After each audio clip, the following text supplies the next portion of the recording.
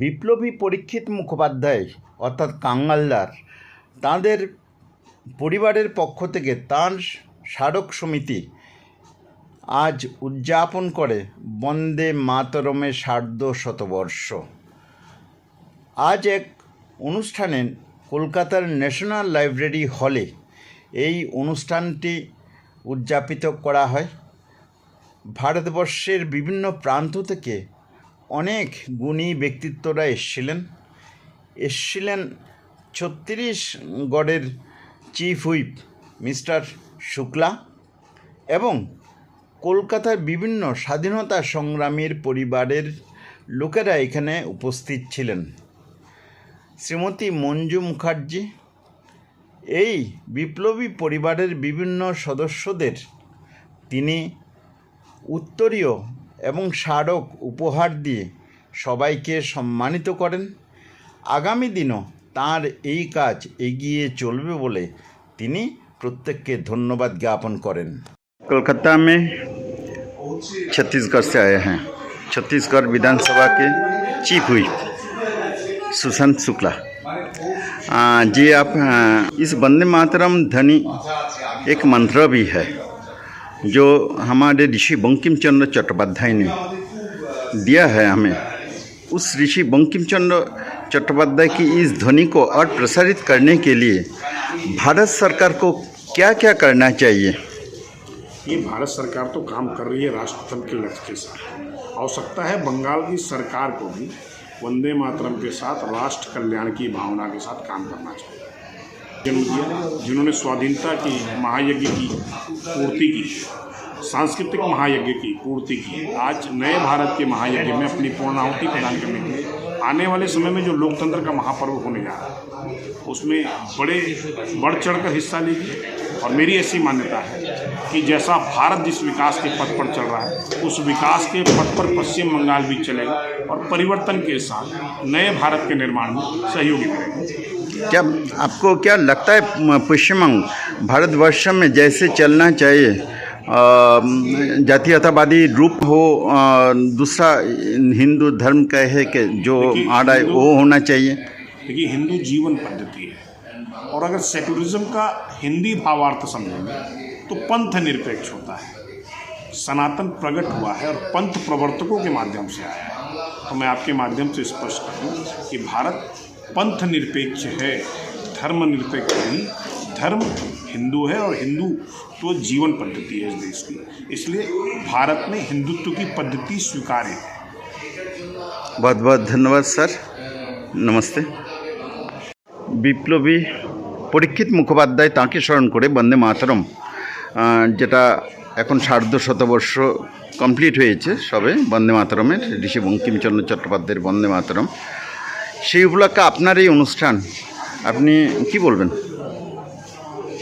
সফল এক কথায় বলবো, ভারতবর্ষে সোনার ভারতবর্ষ হওয়ার যে স্বপ্ন আমরা দেখেছিলাম সেটা অনেক মাত্রায় সফল বলতে পারি। তার কারণ বন্দে মাতরম গান যেভাবে আমাদের ফ্রিডম ফাইটাররা ডাক করতেন আর কি, সেইটা আজকে এই এত ফ্রিডম ফাইটার পরিবারের গলাতে সেই আগুন সেই তেজ দেখতে পেয়ে সত্যি সত্যি ধন্য। ন্যাশনাল লাইব্রেরিকে কৃতজ্ঞতা জানাই যারা কিনা আমাদেরকে এই সুযোগটা করে দিয়েছিল করার জন্য। এর বাদেও সিপিআরডি আছে, তুহিনা প্রকাশনী আছে, আমার ঠাকুরদা কাঙ্গালদা ফাউন্ডেশন তো আছেই। আমরা সত্যি খুব কৃতজ্ঞ সকলের কাছে আর কি। আপনারাও এসছেন, সারা পরিবার এসছে, 150 কণ্ঠে এই বন্দে মাতরম গান হয়েছে। ভুল ভাইপো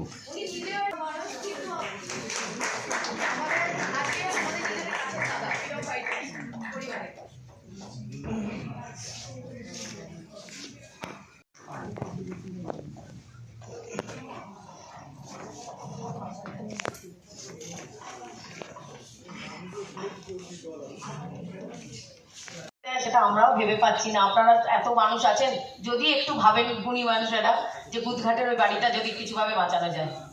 তার পাশেই আছেন অনুশীলন ভবনে রমাদি একটু দাঁড়াবেন। ওনার বাবা এবং ঠাকুরদা দুজনেই ফ্রিডম ফাইটার। দেবেন ঘোষের নাতনি উনি, যিনি কিনা 30 বছর জেল খেটেছেন। গোপাল মুখার্জি, মানে আপনারা খুব পরিচিত নাম, গোপাল পাঁঠা, সেই নামটা তো নিশ্চয়ই খুব শুনেছেন এবং সিনেমাটার জন্য আরও সবাই বেশি করে শুনেছেন। সেই গোপাল মুখার্জির নাতি শান্তনু মুখার্জিকে দাদাকে একটু।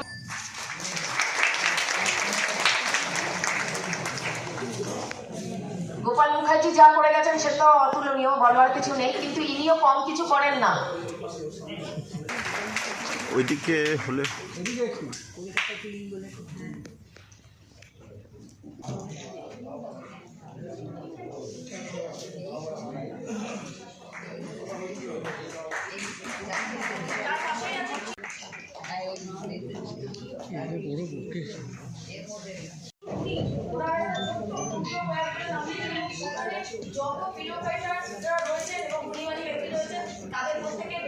আরেকটা কথা বলি, আমাদের মধ্যে এখনো দুজন ওয়েস্ট বেঙ্গল দুজন ফাইটার আছেন। একজন শতবর্ষ করেছেন, একজন মেদিনীপুরে আছেন। এই আমরা জন্মদিন পালন করে আসলাম। তা ওনাকে আমি বলবো মন্দিরে যে গিয়ে এই প্রোগ্রাম থেকে গিয়ে ওনাকে একদম একদম উনি আমাদের আশীর্বাদ চালিয়েছেন। ফাল্গুনী ঘোষাল উনি তো ট্রেডিং নাকি? কে ফাল্গুনী ঘোষাল জানি না। ট্রেডিং ট্রেডিং ব্যাকগ্রাউন্ড কি? ট্রেডিশন ব্যাকগ্রাউন্ড না ভবন।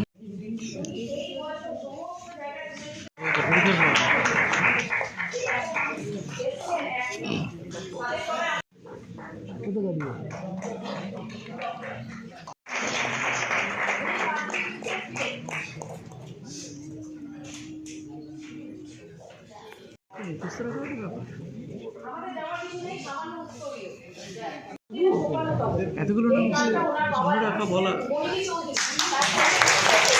এটাও ঠিক।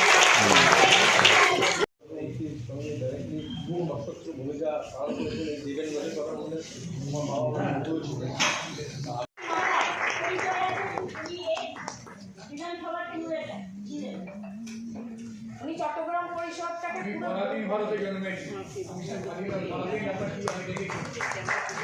তিনি জয়নগরে একটা মানে ভীষণ নাম না জানা একটা ছোট্ট গ্রাম থেকে এসেছেন। এখানে একটি ছোট্ট মন্দির আছে ওনার, সেই মন্দিরে বাচ্চাদেরকে দিয়ে স্যার আপনারটা আপনি করে যাবেন, দাদা আসবে। উনি ডেকে ডেকে পাঠান এবং প্রোগ্রামের পর প্রোগ্রাম করেন, কোনো সময় এনে থাকেন না। লেখা আছে ওনার সংগ্রামীদের জীবন আদর্শ আমাদের কাছে অত্যন্ত গুরুত্বপূর্ণ একটা বিষয়। আমরা চেষ্টা করছি এগুলো নিয়ে চর্চা করা, যে মানুষদের কথা আমরা জানি না তাদের কথা সাধারণ মানুষের মধ্যে ছড়িয়ে দেওয়া এবং সাধারণ মানুষ হাসতে ভুলে গেছে, তো ওনারা বাঁচিয়ে রেখেছেন। এই দুই দিদিকে একসাথে বলবো। 16ই সেপ্টেম্বর শিশুর দিবস। এই দিনে আমরা সন্তোষ মিত্র মানে সেদিন আমাদের কাউন্সিলর বা আমাদের এখানে পরিমলবাবু উনিও যান, তা সবাই মিলে আমরা। এবং এর আগে পরে প্রচুর প্রচুর বহুবার জেল খেটেছেন এবং দেশের জন্য প্রাণ দিয়েছেন। হ্যাঁ, এক লাইন বলুন। ইন্দ্রনীল মিত্র, বড় ভাইয়ের বড় মেয়ের নাতি। ওনারা 8 ভাই ছিলেন। তো ওনার সংখ্যা ছিল, সুভাষবাবুর সংখ্যা ছিল 6 নম্বর। 5 ভাই আগে, তারপরে সুভাষ বোস, তারপরে 2 ভাই। তো পঞ্চম ভাই ছিলেন ডক্টর সুনীলচন্দ্র বসু। সুনীলচন্দ্র বসুর বড় মেয়ে ছিলেন আমার মা, তার ছেলে আমি। এই ছোট্টখাট্ট মানুষটি দেশের কিভাবে মান বাড়াচ্ছে, ওনার যে কত সোনা জিতে এনেছে দেশের জন্য, ন্যাশনাল দুটোই, ইন্টারন্যাশনাল। তা সেটা আপনারা একটুখানি ভাববেন, দেখবেন, এই মেয়েটির পাশে থাকবেন। ভালো লাগছে। আমার যেটা আগামী জার্নি আছে, আমি আবার নেক্সট যেটা আমার নেপালে আছেন হচ্ছে কমলা গেমস আছে, তো এখনও পর্যন্ত সিলেকশান লেটার আসেনি। তো সিলেকশান লেটার আসলে আপনাদের জানাতে পারবো। যেভাবে আজকে আমি যে জায়গা থেকে উঠে সেই জায়গায় দাঁড়িয়েছি, তো কিছু বলার নেই, হয়তো কতটা বলতে পারছি আমি জানি না। ম্যাডাম তো উনি বললেন, তো আগামীকাল আপনারা সবাই আশীর্বাদ করুন যেন আমি দেশের হয়ে আবার গোল্ড নিয়ে আসতে পারি। উল্লাসকর দত্তকে বাঁচিয়ে রেখেছেন একমাত্র শুভ্রগুপ্তই। আমার এটাই দেখেছি, এটাই মনে রেখেছি। এবং উল্লাসকর দত্তকে সম্বন্ধে আর নিশ্চয়ই কিছু বলার নেই। প্রফুল্ল চাকি ক্ষুদিরাম যে বোমটি নিয়ে গেছিল সেটি উল্লাসকর দত্ত বানিয়েছিলেন। আমি খুব সংক্ষেপে বলি, আমরা গত 5 বছর ধরে কাজ করছি। আমরা রেজিস্ট্রি করেছি নিজেরা উল্লাসকর দত্ত একাডেমি।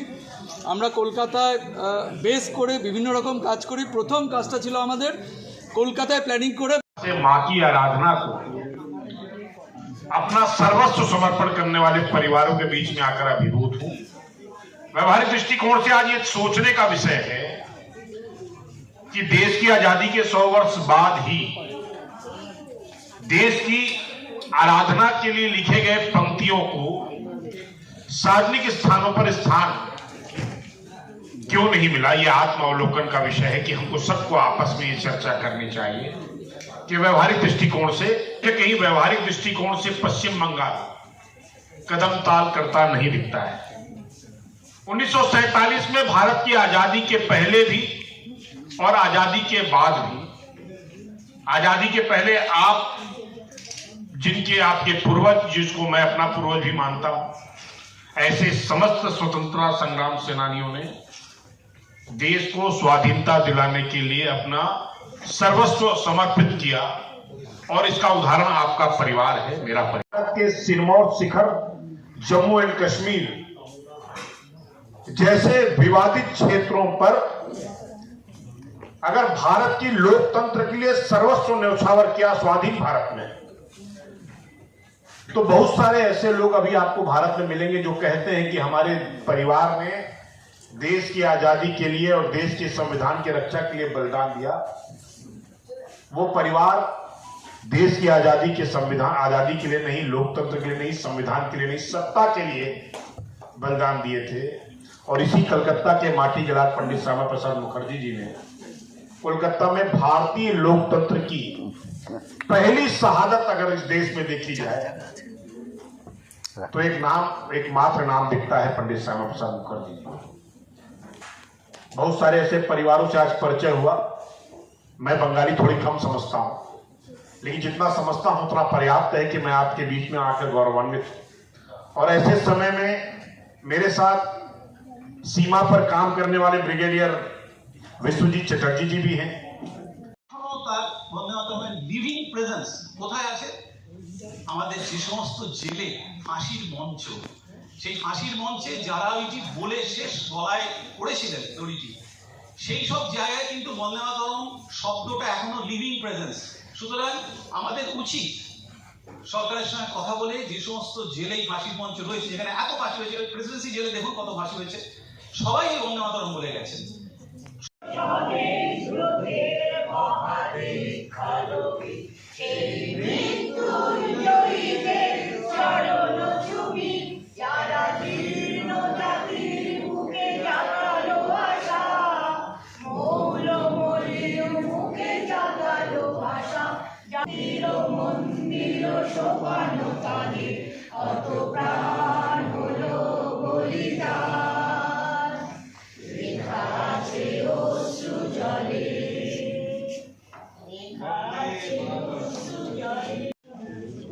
আমাদের স্বাধীনতা পূর্ণ হয়নি। আমরা যে স্বধর্ম স্বসংস্কৃতি, কিন্তু আজকে কি সেটা আমরা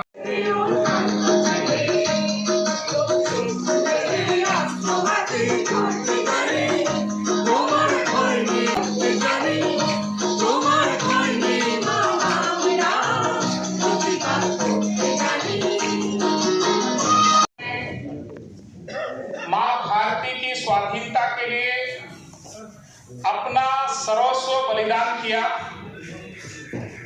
और उन लोगों की लड़ाई ना अपने परिवार के लिए थी, ना केवल पश्चिम में रचा गया लिखा गया, और उस वंदे मातरम ने संपूर्ण भारत की क्रांति को एक नया मंत्र दिया।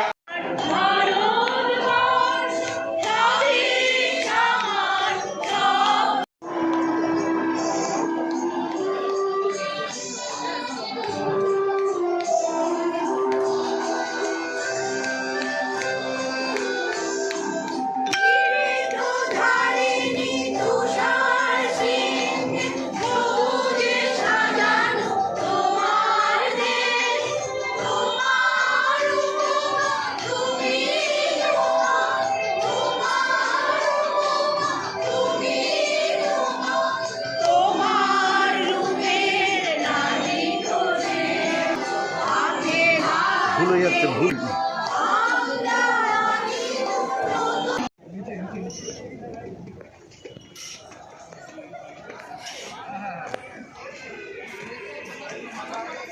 যা আছে স্যার এটা